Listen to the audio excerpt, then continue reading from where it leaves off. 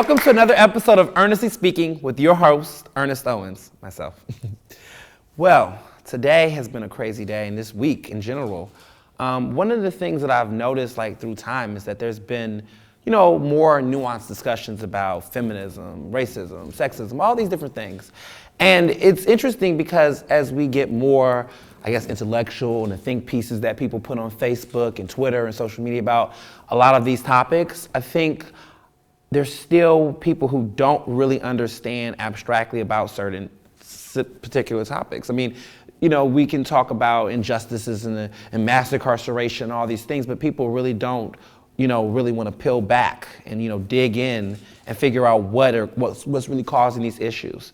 It's become now we use words, throw them out there, and all of a sudden it becomes, a label, and we don't ever ask the question, well, what does that really mean, or what does it mean for me to use it, So we'll say a term like, we'll say someone's sexist, and we don't think what makes it sexist. We'll do that with a lot of things, and I think when it comes to racism, people don't know exactly what racism really means. They don't really understand, what the concept is. They kind of just throw it out there. Everything's that's racist, that's racist, that's racist. You're racist, she's racist, he's racist. It's just everyone's racist, And it's never really, taken with the level of real, consideration anymore. It's like anything can be racist in 2016. And, for some reasons, yes, but in some reasons, no. And I think that it's awkward. So one time I went out, and I also have a column that I write, and I was talking about issues that were happening in different communities when it comes to lower income populations, and saying that in some neighborhoods, that gentrification is really pushing out people of color in areas in Philadelphia. You can go to Point Breeze, you can go in parts of South Philly, parts of Temple area, and gentrification is a real thing. And I was making a point of saying that, a lot of times white suburban, communities are coming in with businesses and jobs that is pushing out a lot of blacks. Someone says, you're racist for saying that. And I was like, how am I racist? And they're like, they've taken the context of saying, well, anytime you say anything negative about a white person, that can be just as racist as they say anything about a black person. But it's not a negative thing, it's actually a fact. And it's made me kind of think to myself, do people really understand what the word means? Do people really understand the implications that in reality, I cannot be racist when you really think about what the definition of racism is? And how I define racism, and the way it's done sociology and intellectually, racism is really a systemic institutional system that basically puts one race superior over another. And that's by political power, that's by financial power, that's by legal power. And these are things that are in place that will continue to basically make one particular community or multiple communities inferior. When we say that people that are Latino or black are part of marginalized communities, what we're saying is that they do not control a proper share of political power, financial power, and any other systemic power that would make them be at all in control of their livelihoods. So when you're looking at situations like what happened at Flint, Michigan, there's racism that causes Flint, Michigan to be in the situation it is, in the sense that if you look at the communities that are having this, lead-infused water, they're predominantly black communities and lower income communities. If you go to the other side of Flint or any parts of Michigan, you're not seeing a vast majority of people that are, that live in white neighborhoods having the same issues. And if you really are just trying to act like that's a coincidence, then you really need to go back and look at history, because history can't be filled with that many coincidences until you realize it's a pattern. And that pattern is really what it is, which is technically racism. So I'm curious enough to, I pushed this back to the guy I argued with about this and said, so let's bring back gentrification again. Am I racist for basically simply stating the obvious?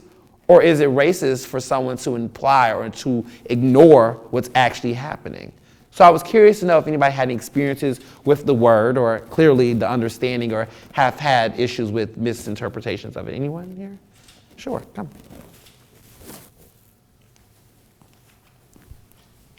Hello, what's your name? Hi, my name's Barry. Hi, Barry.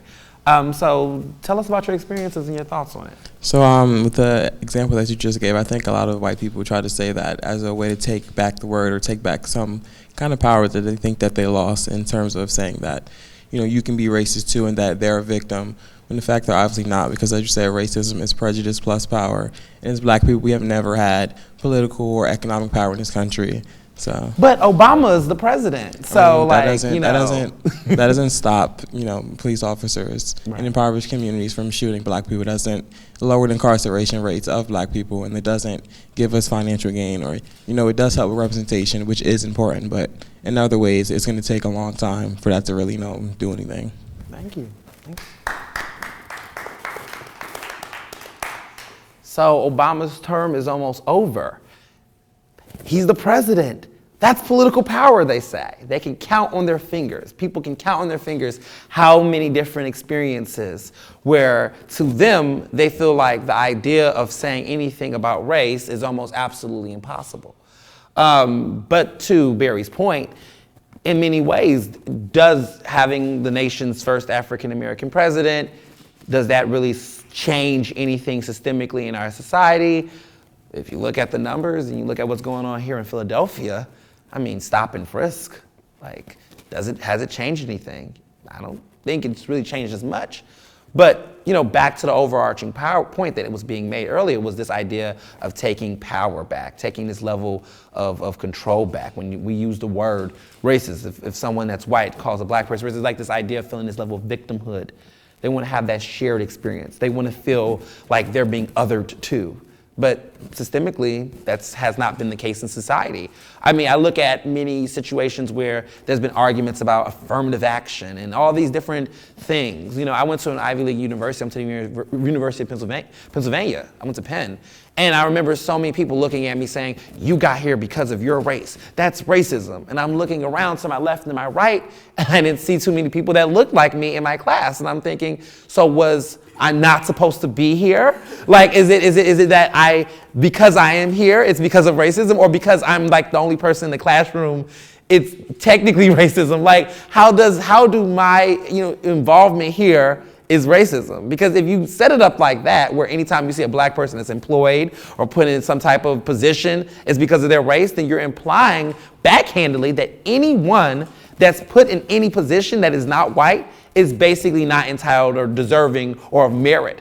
And I quite personally argue that that's actually not true, because I think that if people feel like it's only one in the room and that's too much, I really argue that that's a small, rip. If you really want to talk about equity and access, which is what's ignored in the conversation, everyone says they want equality. Equality is only a tipping point, right? Equality is not equity. And I think people don't understand that when you're looking at the racial dynamics that play in America, right? Everybody wants everything to be equal, but equal is a bologna sandwich, right? Because this is what equality looks like. You get a seat, you get a seat, you get a seat, you get a seat. Everything's done, let's leave. But then you take a step back with equity and then you realize, okay, someone that's sitting in a seat is sitting in a seat that's too big for them. Someone is sitting in a seat that's too small for them. Someone's sitting in a seat that is a little broken and a little dinged. So you all have chairs. Is that fair all of a sudden?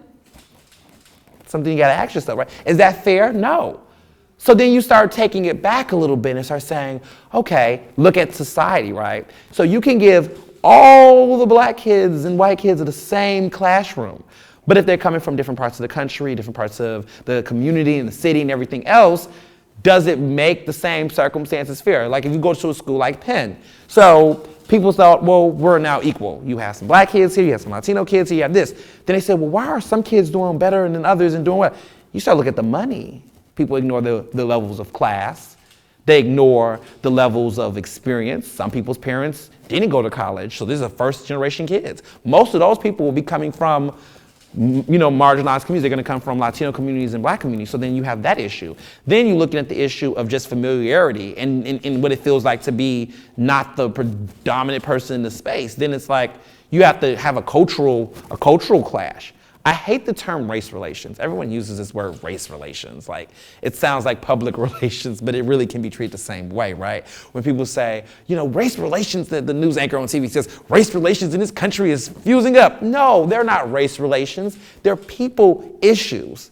They're people. It's not like when people say race relations, they say, well, I had problems with race people today. You know who will say something like that is someone who doesn't have to think about race every day. And who is someone who doesn't have to think about race every day? Probably somebody who doesn't have to necessarily think about it because in many ways they're probably going to be on the predominant side. white people don't have to think about race the same way that marginalized groups have to think about race. I mean, those who do consider thought are taking a bold and novel step. But a good example would be for myself is that when I was in college, I was always told, even growing up, you gotta be a part of diverse groups, Ernest. You gotta make sure you be a part of groups that are different. You gotta make sure have white friends. You gotta think about these things. You gotta be diverse. You gotta mix up your circle so that you can be able to get a job and do things. Do you think that, white people have to worry about those issues as much? Do you ever think if you go to college, a white kid have to think that their dad says, you gotta talk to all types of people because that's gonna affect your job? I have friends and people I know that I've worked with who for like 20 years never had to really interact with anyone of color because it never affected them any all. You think I could have survived college and life not talking to any group of any white people? No, do you really think, I could have easily been smart, been bright, had good friends, but did everything without having to interact with white people and still been okay? The argument you have to ask your question if you're white is, if you were white and you didn't have to interact with anyone that's black at all, could you still technically be able to get a job, work, be fine, and never have to think about that every day subconsciously? Do anyone, who has thoughts on that? Anybody, personal experience, thoughts that you want to say? Anybody who experiences? Yeah, sure, come on. Hey. Hi, how are you? How are you? Good. So my personal experience with that is just being a college student. So I'm of mixed background, so I'm black and white, but I was raised with my white family. Oh, so with that being said, it's like I always take it upon me that even though I grew up with my mom being white, my family being white, I still have this color in my skin. Mm-hmm. So that does not matter who I was raised with and who I was surrounded with, and I still have this color. So I still have to make sure that when I'm in school, I am diversifying myself and I am seeing these people of power, and I take it upon myself to make sure that I'm taking these positions of power and being leadership roles, and it's scary to see how much we're not represented in student groups or student government or student bodies, and that people of color aren't there, and we can't move up together because we're not there to look up to. I don't have when I go up and I'm in my community council, it's me, and then there's white people, and then I might have someone with me, but we're not representing ourselves in those higher places of power. So we have to diversify ourselves, which isn't a bad thing, but it's just something to kind of pay attention to, that as people of color, if we want to do more and we want to succeed and move on and grow, that we have to put ourselves in these places of power to show that we have the right to be there and that we know what we're doing with it, and we can't just kind of follow behind the dominant group, but make us part of the dominance, basically. And so when you say dominance, in what way do you look at who's dominant? What does that mean, for yourself and for the people around you? For me, I look at people who kind of orchestrate everything else that's going on, the people who say, this is what's happening, this is how it has to happen, and the people who make the plans and make the movements. I feel like that's what dominance is. It's the people that are on top, and I feel like that part is essential. That's what needs to be diversified, not everyone who participates and joins the group, but the people at the top is what needs to be diversified, because that's what's going to represent and kind of create the structural flow for everyone to be included afterwards. Wonderful, thank you. Thank you.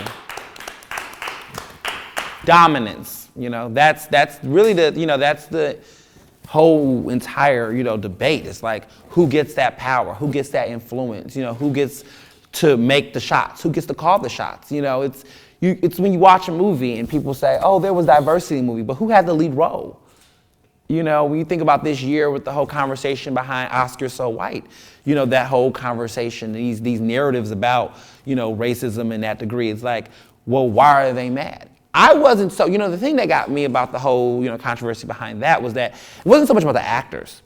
The actors, every year a couple, some get nominated. This for 2 years in a row, none has been nominated in supporting and leading roles, period, right? But then I started to think about Hollywood in general, the problems with Hollywood outside of that.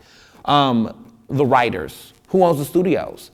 And then when you really think about it, to even complain about the nomination is really low-hanging fruit.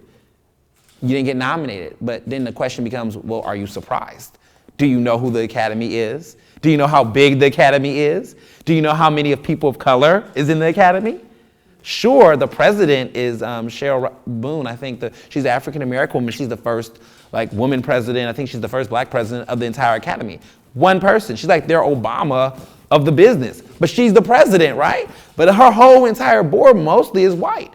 They're mostly predominantly white. They're mostly predominantly men. And they're majority over 60 years old. So they come from a time that's not even modern. They're not even in this era of understanding all the progress that's been made. But yet they're in control of determining which movies are considered the best movies, the best everything. And then you notice who gets nominated. It's older white men, that get nominated. And then they're surprised. It's in many ways, it's not even deliberate. It's kind of almost feels like it's like common sense. It's like if you have a club that's all men, who are they going to most likely support? Mostly men. If you have mostly old white men, who are they going to support? Mostly old white men. And that's just what they know and that's what they choose to know. And then people say, well, how is the racism involved in that? It's because at the end of the day, being black, I can't ever imagine putting myself in a situation where if I was in a position of power that I was supposed to define every single movie, I would even in my mind have to think about other groups of people. I would say, well, we have to have something Latino. It just can't all be black. That's what people that are black have to think about. They have to think about things being outside of who they are on an everyday basis because you're the minority. And when you're the minority, in many cases, you don't have the opportunity to have the luxury of just skipping, over things. And that's kind of what happened with, I think, the Oscars. It's thinking about the producers, the writers, the directors, the ones who own the studios, the ones who put people on, who cast people. It's a small group. And then when you start thinking about the people who, go see the movies, that's when things flip. The majority of people that pay for movie tickets and actually consistently do are black audiences. But the joke is that most of the films in which are being celebrated and being honored do not feature them in any leading major power roles. And so then you have to question the system at hand and say, well, what has we done to define things around what's not Oscar-worthy, what's not of quality, what's not of substance? It's how we talk about holidays and dates. When we look at things like Black History Month, for example, it's become a thing where it's okay, so the shortest month of the year, which is February, gets to be celebrated as this bastion of everything that's black, and everybody wants to celebrate and everyone wants to talk about it. Then you go to work. I remember I used to work at this company. I'll just say it, Comcast. They had a day when you will be in the office and they will tell you one interesting Black history fact. They would say, okay, it's Black History Month, so we must do a trivia game. And they will tell you the same redundant garbage every time. They'll only pick who they want to choose. I mean, Black History Month has even been politicized. It's who do they want to celebrate and talk about, right? If you talk about the Black Panthers, that's racist. If you talk about Malcolm X, that's a little too much. You talk about MLK, yay! Everyone talks about MLK. They'll talk about who they want to pick and choose. And they don't want to talk about anything outside of what they already know because that challenges them. And so then you start looking at how it's being controlled. You begin to realize that Black History Month as a holiday, who's teaching Black history in the classrooms? It's not black teachers. It's white teachers. When you're looking at who they're putting on and what they're putting out, it's not us. It's not us at all. It's not us controlling the people we celebrate at all. It's becoming something that's more controlled by a larger narrative. And so I start asking myself the questions, the real important questions. What can we do in many ways to combat it? We can't. There's no magic bullet, to combating racism. There's no resolution. People want to just say, we'll just forget about it. Let's just go colorblind. And we saw previous episodes how colorblindness is just not going to work because unfortunately when I look in the mirror I can't erase what I see out of my pupils. I can't look in the mirror and say, okay, Ernest, today you're not seeing race, you're not talking about race, you're not dealing with race, think it. I tried 24 hours of walking the shoes of being colorblind. And what happened when I did that? I put some sunglasses on, I walked out the door. Walked out the door, the first thing I do is I get on the bus. Look on the bus, I notice, wow, everyone who's on the bus is mostly black. Okay, that's not a coincidence. Walk outside the bus down the street. Police officer is telling all the women that's nearby in University City, because it's no longer the bottom, but we're not talking about race. So I go to University City. It's now called University City. It's no longer called the bottom. And the police officer is telling all the white women that's walking through Penn, hi. He sees me. I'm like, oh, he's a police officer. Hi, police officer. Police officer says, what are you doing here? I say, wait, I go to campus here. Then all of a sudden, I get stopped and frisked. I'm like, well, wait a minute. I'm not seeing race today. So then I walk on, another white kid walks behind me. The police officer says hi to him. The police officer waves back. But I'm not seeing race today. Remember, it's about me ignoring that there's no race today. I go outside to the next thing I do. I go to the counter store. I go to the store. The moment I do, I'm walking around the store. I notice I am being followed, but not really followed. They're just making sure is everything all right?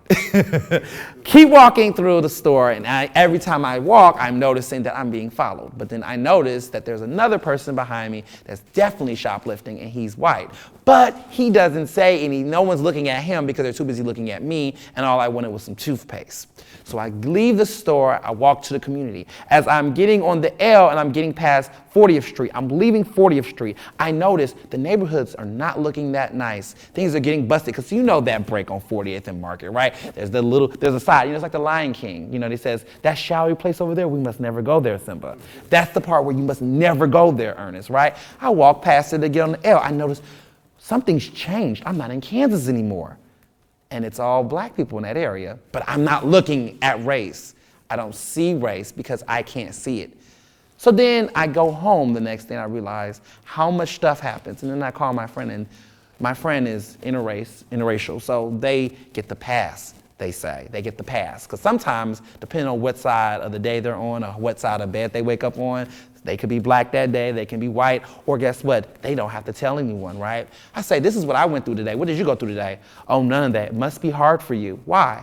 I don't know. Maybe because you're black. No, I don't see race. See, even if I tried to live a day in America and pretended that race did not exist, I will be reminded of how much of a fool I am for thinking otherwise.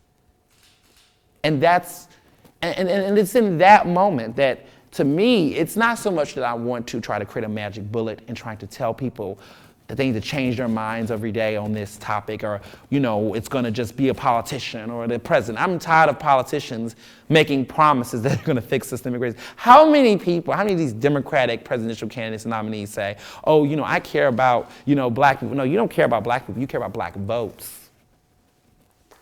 Yep. Black votes matter, right? It's like, okay, the votes matter, but the people don't. And people say, how does that matter? No, the votes matter, right? When they say blue states, red states. No, it's black votes that make the difference for either party. I've come to a point where now I don't even know what party I really belong to. I guess I can't belong to the GOP because they tell me the GOP is racist. But I guess I can't belong to Democrats, even though Philadelphia is predominantly Democratic and the communities still look the same.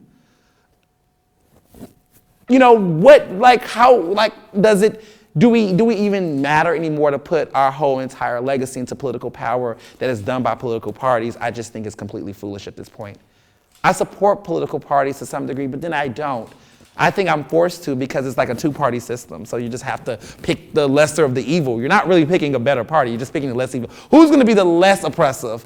I'll just go on this side. So I guess I have to be a Democrat by default if I want to participate in the political system, because there's no independent that's ever going to win.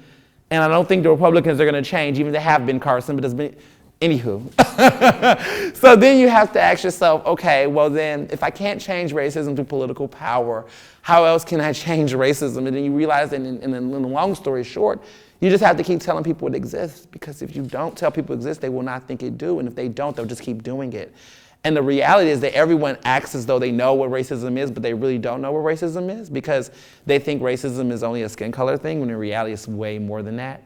It's when people say that you live in the ghetto. It's when people, look at something on TV and they automatically just turn away from it. It's when people judge your hair. It's when people judge, the places that you choose to go. And when they use words like sketchy. That's a sketchy neighborhood. What's a sketchy neighborhood? A neighborhood with a lot of black people. That's what a sketchy neighborhood looks like. It's when people say, and they ask you questions about, every little thing that's, when they say the word ethnic or exotic. Yes, exotic. You've heard it before when people tell you, I like her, she's exotic. What makes her exotic? What makes her exotic? Or when, you know, you walk in a room and someone looks at you and you're a black guy and they automatically, you know, clench, or they tighten their purse, so they walk a little different way in the direction, or anything like that, what they call nowadays microaggressions.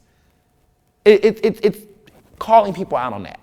It's really about calling people out on it and just keeping it completely 100 with people. I keep it 1,000 people. It's at this point you can try to act like, I mean, no matter who you are, like it's funny because everyone thinks that if you change your direction or how you are on the issues, okay, if I try to not talk about race, it's gonna go away. It doesn't.